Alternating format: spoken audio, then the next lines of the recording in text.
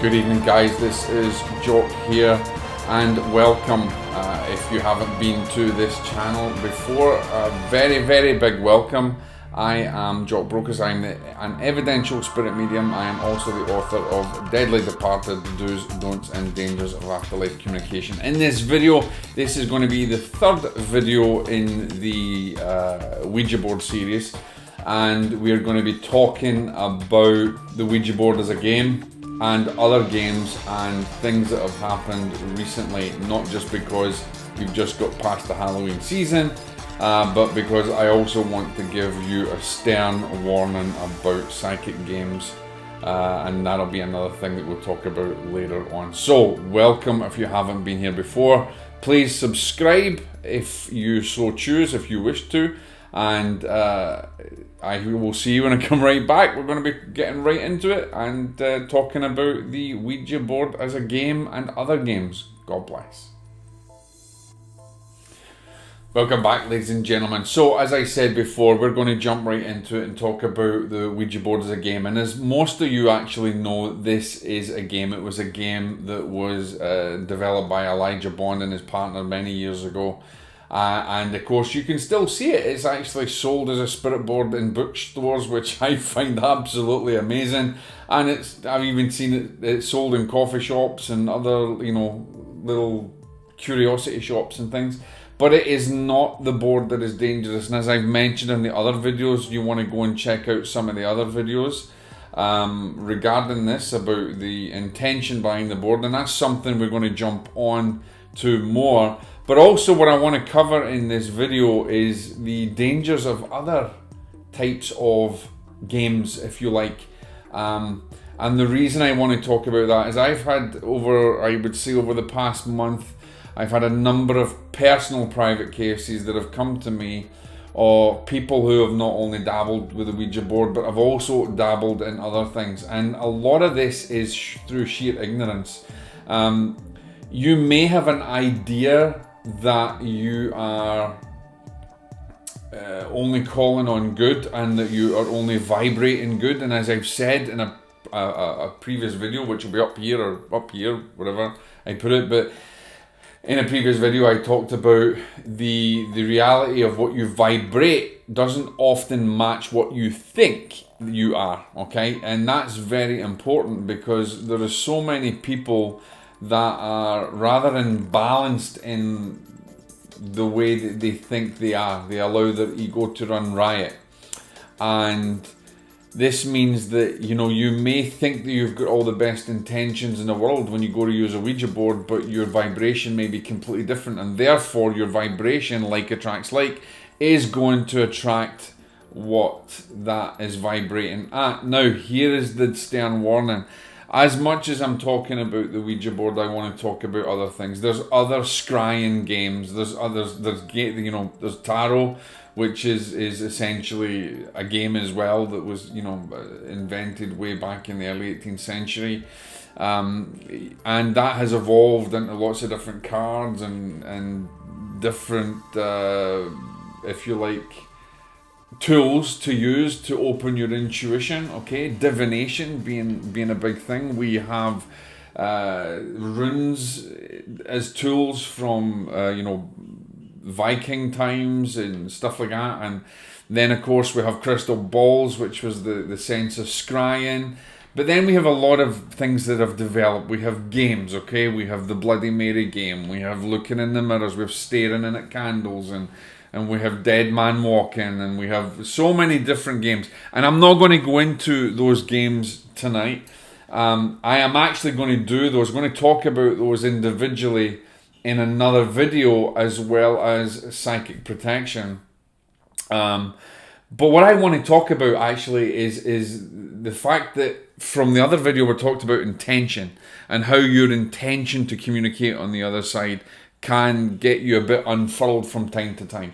And I've recently had a number of cases that have come in where their intention has been wholly good. Their intention has been to just communicate with deities of a very high level.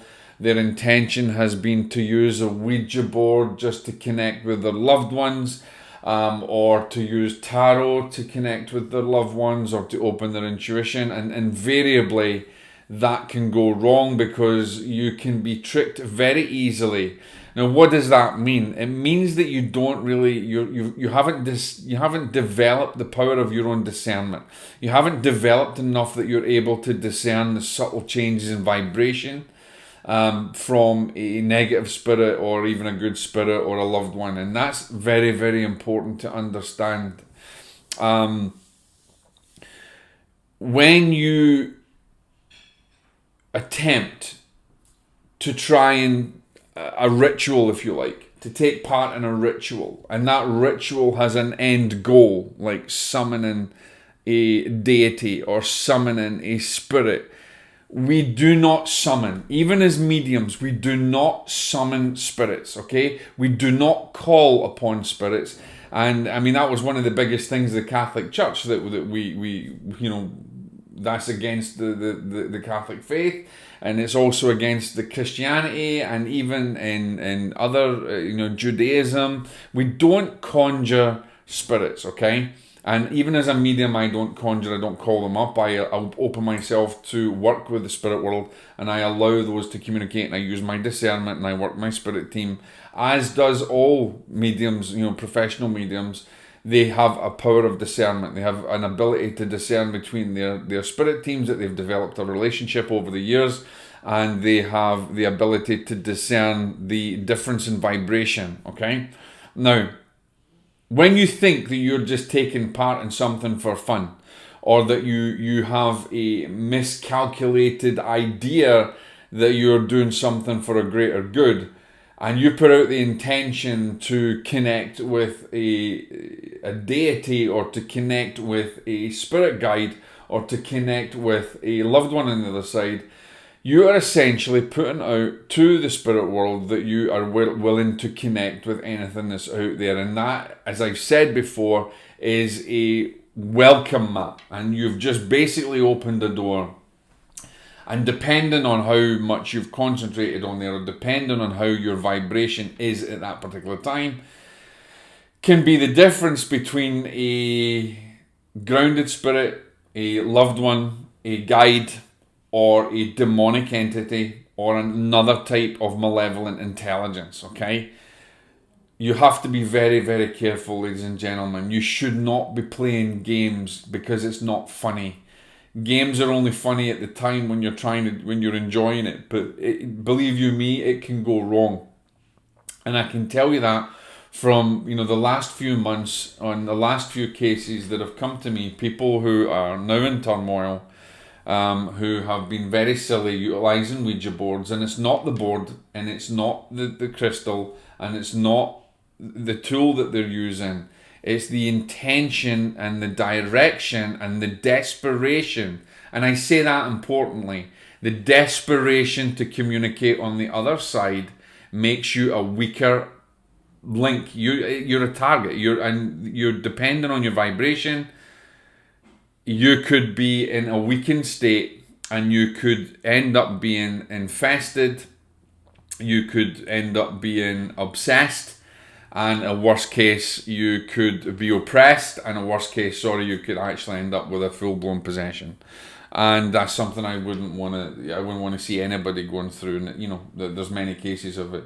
So what I want to warn you about today, guys, is to don't think that these psychic games or these spirit games are fun, because even though something may not happen with your friends, and I can tell you, even in my own family, very, very close in my own family, many, many years ago, one of my own family members experienced really bad stuff many years ago.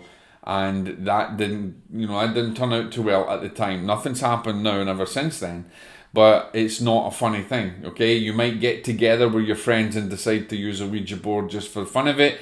And a medium, a really professional medium, can utilise a Ouija board and nothing will happen. They might get great communication, but the discernment's there, the development's there, they understand.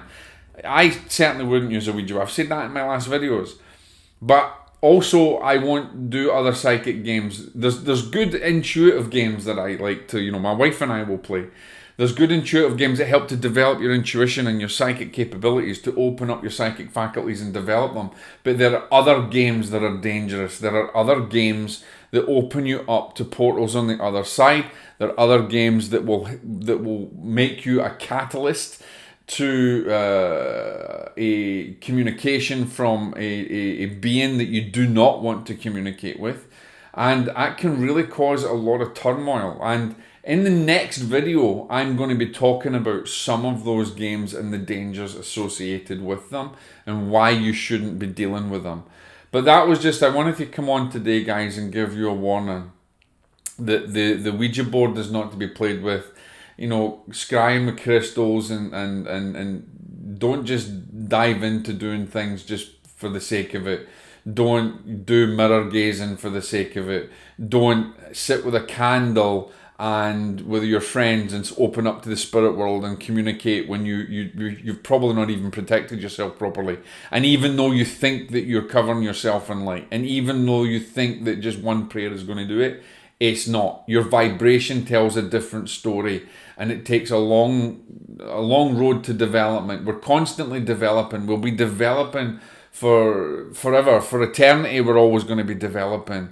And that's the understanding, is that you have to realize that on the other side there's a lot more spirits and more intelligent than you are, and that they can easily deceive you, and within that deception can fool you to thinking that you are dealing with something of a benign energy, and in actual fact it could be malevolent. And I only want to say, I've had this case recently where something that has been divine and benign, that they thought in someone's family has turned out to be purely malevolent. And that's not something I would want to wish on anybody. So please be very careful and realize that there's a power greater than you, and also realize that that power is divine in nature in both aspects of negativity and positivity. And there's an element of free will over on that other side as well. And you don't want to be opening yourself up without the right precautions and understanding the mechanics of the afterlife on the other side and how things operate. And also understanding divine law and spiritual law. Games are to be played to have fun with, that have got no danger to them. But there are games that are like Russian roulette that will open you up, and they may seem to be fun at the time, and especially if you take drugs, or you take a little bit of blow, or you take a little, alcohol to play these games. What actually happens is it reduces your auric capacity, your auric energy, your auric field, and it weakens your spiritual structure within you, and it causes the danger. It causes the catalyst to having been infested by a grounded spirit or a malevolent spirit. So guys, just remember, psychic games are not fun when they turn out not fun. God bless.